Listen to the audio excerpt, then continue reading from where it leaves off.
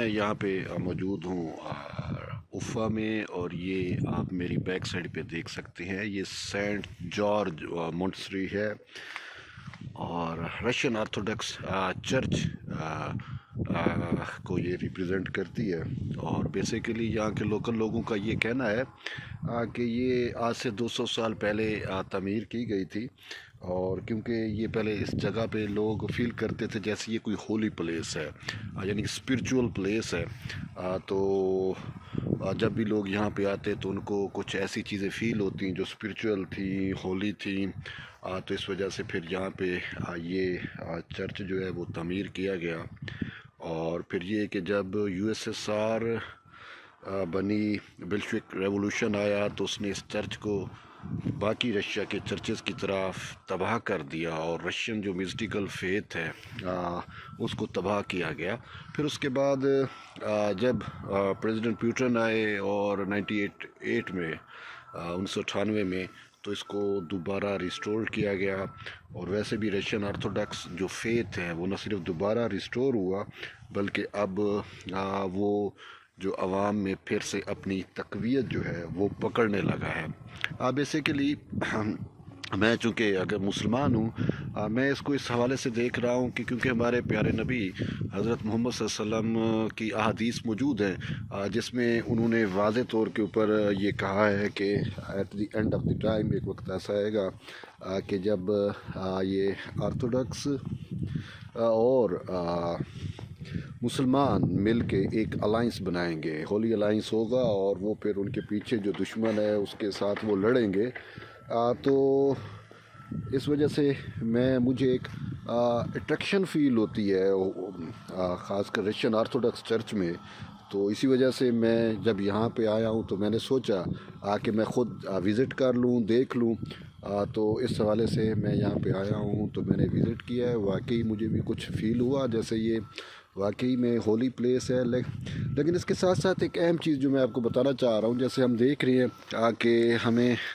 جو ہے وہ وار ہی وار نظر آ رہی ہے، تو ایسی صورتحال میں جب کسی ملک پہ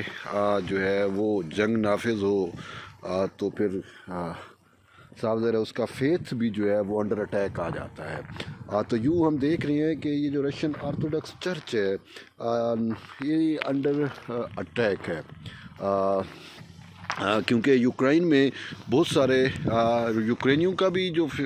ہے وہ بھی آرتھوڈکس چرچ ہے، لیکن انہوں نے اپنا قبلہ ہی شاید اب تبدیل کر لیا ہے۔ تو یوکرین میں میں نے بہت ساری دفعہ دیکھا کہ جو آرتھوڈکس چرچز ہیں ان کو جلایا گیا ہے۔ یہ ابھی کی بات میں بتا رہا ہوں، کوئی زیادہ دور یا پرانی بات نہیں کر رہا۔ تو اسی وجہ سے یہ جو رشین فیتھ ہے یہ انڈر اٹیک ہے، اور آلریڈی میں آپ کو حقیقت بتاؤں، یہ جو جیوش سکیم ہے نا، یہ بڑی خطرناک ہے۔ جیسے آپ غزہ میں دیکھ رہے ہیں، ان جیوز نے ہمارے خود ریلیجس اسلام میں بھی بہت ساری تبدیلیاں کیں، اس کو تباہ کرنے کی کوشش کی، اور وہ سازشیں چل رہی ہیں۔ تو بین ہی اسی طریقے سے رشین آرتھوڈکس چرچ کے اوپر بھی جو ہے وہ اٹیک ہے، یعنی یہ انڈر اٹیک ہے، اس کا میوزیکل فیتھ بھی انڈر اٹیک ہے، کیونکہ وہ جانتے ہیں، جیسے میں نے آپ کو کہا نبی صلی اللہ علیہ وسلم کی حدیث ہے کہ مسلمان اور عیسائی، یعنی مشرقی عیسائی، اور مشرقی عیسائیوں کا ترجمہ کیا جاتا ہے ایسٹرن آرتھوڈکس، یا آپ اسے رشین آرتھوڈکس کہہ سکتے ہیں۔ تو یہ جب الائنس بنائیں گے تو یہ چیزیں جب میں جانتا ہوں، آپ جانتے ہیں، تو کیا وہ جیوز نہیں جانتے؟ وہ جانتے ہیں۔ تو اس وجہ سے انہوں نے ایک وار جو ہے وہ نافذ کی ہے آرتھوڈکس چرچ کے اوپر، اور وہ یوکرائن سے لے کر ہمیں ہر جگہ پہ نظر آتی ہے، پورا فیتھ ہی ہمیں انڈر جو ہے وہ اٹیک نظر آتا ہے۔ تو اس حوالے سے ایک کریڈٹ تو جاتا ہے جو رشین آرتھوڈکس چرچ کے ماسکو میں ہیڈ ہیں، وہ ہر ممکن کوشش کر رہے ہیں کہ جو ہے وہ اس میں وار میں ونر ہوں، اور ہم دیکھ بھی رہے ہیں، اور خاص کر پریزیڈنٹ پیوٹن خود وہ ایک کٹر آپ کہہ سکتے ہیں کہ آرتھوڈکس کرسچن ہے، اور صاف ظاہر ہے तो वो भी हर मुमकिन कोशिश कर रहे हैं। उन्होंने न सिर्फ मज़हब को रिस्टोर किया है, न सिर्फ स्टेट हुड को रिस्टोर किया है, बल्कि मज़हब को भी रिस्टोर कर रहे हैं। और आप बड़े हैरान होंगे कि USSR के दौर के अंदर ये पूरा मुआशरा, ये रशियंस गॉडलेस हो गए थे, लेकिन अब वो दोबारा गॉड के ऊपर बिलीव रखते हैं। और वो गॉड न सिर्फ बिलीव रखते हैं बल्कि एक स्टडी के मुताबिक जो नई यूथ है, जो रशियन यूथ है, वो 70% मजहबी हो चुकी है। तो ये एक बड़ी अच्छी है, और ख़ासकर हम मुसलमानों के लिए कि ऐसे में जब हम मुसलमान लिबरल एजेंडे की तरफ भाग रहे हैं, उसका शिकार हो रहे हैं, तो ऐसी सूरत हाल में ये रशियन जो है ये अपने फ़ेथ को रिस्टोर कर रहे हैं। तो हमें भी अपने मज़हब को, अपने फ़ेथ को जो है वो रिस्टोर करना चाहिए। और फिर सबसे बड़ी चीज़ ये है कि ये जो है ये काफ़ी हद तक मुसलमानों के बहुत नज़दीक है। अगर हम ओवरऑल मज़हब को देखें, क्रिश्चियनिटी की देखें, तो हमें वर्ल्ड वाइड क्रिश्चियनिटी, ख़ासकर मगरब की जो क्रिश्चियनिटी है वो तो ख़त्म हो गई है। उसमें आपको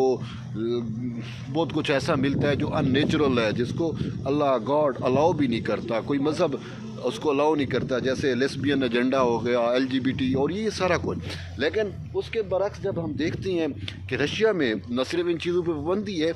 बल्कि वो स्ट्रिक्टली अपने मज़हब के ऊपर, अपने फ़ेथ के ऊपर जो है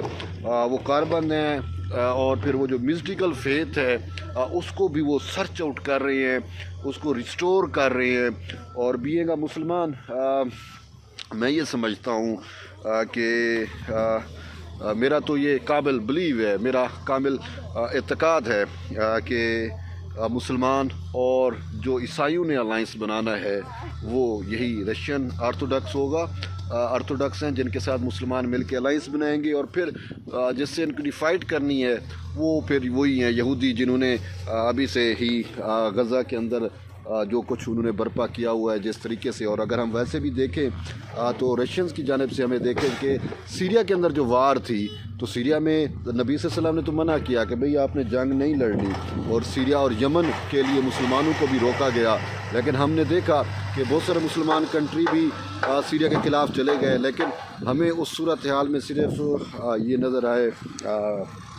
रशियन ही नज़र आए जिन्होंने सीरिया की जंग में गए, और फिर उन्होंने जो है वो न सिर्फ विक्ट्री हासिल की बल्कि मुसलमानों को हेल्प आउट किया। तो बेया नहीं, उसी तरीके से अगर हम जब जियो पॉलिटिक्स देखते हैं तो उस जियो पॉलिटिक्स के अंदर हमें तो यही नज़र आ रहा है कि वो अलाइंस जिसकी नबी सल्लल्लाहु अलैहि वसल्लम ने पेशीन गोई की थी, वो तो मुझे बनता हुआ नज़र आ रहा है कि वो वक्त दूर नहीं है जब मुसलमान यानी कि उनके मानने वाले और इस आर्थोडॉक्स क्रिश्चियनिटी को मानने वाले मिलेंगे, अलाइंस बनाएंगे। और फिर अगर आप उस वर्ल्ड वार 3 के कंसेप्ट में देखें, एंड ऑफ टाइम के कंसेप्ट में देखें, तो मुझे तो ये सब कुछ मुमकिन होता हुआ नज़र आ रहा है। तो बहरहाल ये मेरा मकसद था कि थोड़ा सा आपको बता दूं, क्योंकि मैं बड़ी इंपॉर्टेंट जगह पे आया था, एक होली प्लेस है ये। तो बहरहाल आपको ये व्लॉग कैसा लगा आपने बताना है। फिर इंशाल्लाह मिलते हैं एक नई वीडियो में, तब तक के लिए इजाज़त दें, अल्लाह हाफ़िज़।